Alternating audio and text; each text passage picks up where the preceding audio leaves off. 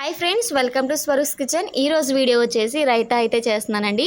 ఈ రైతా ఎలా చేస్తానో వీడియోలో ఉంటుంది, చివరి వరకు స్కిప్ చేయకుండా చూడండి. వీడియోలోకి అయితే వెళ్ళిపోదాం. పెరుగు అయితే తీసుకున్నాను. పెరుగు తీసుకున్న తర్వాత ఈ పెరుగులోకి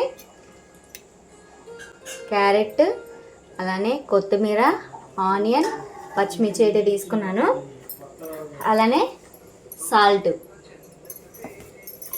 ముందుగా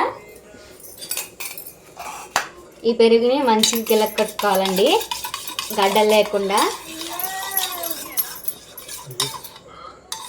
అలానే ఒక స్పూన్ ఉప్పు అయితే వేస్తున్నాను. దీన్ని కూడా మంచిగా మిక్స్ చేసుకుందాం. ఇప్పుడు ఈ స్పైసెస్ అన్నీ యాడ్ చేసుకుందాము. పచ్చిమిర్చి, ఆనియన్, క్యారెట్, అలానే కొత్తిమీర, వీటన్నిటిని అయితే వేసుకున్నాం కదండి. వీటన్నిటిని మంచిగా మిక్స్ చేసుకోవాలండి. రైతా అయితే మనకి రెడీ అయిపోతుంది.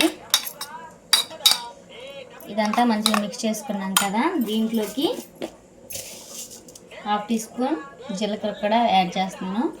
జీలకర్ర వేయడం వల్ల అరుగుదలగా ఉంటుందండి, అందుకని జీలకర్ర కూడా యాడ్ చేశాను.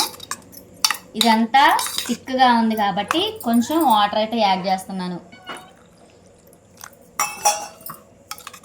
సరిపడా వాటర్ అయితే యాడ్ చేసుకొని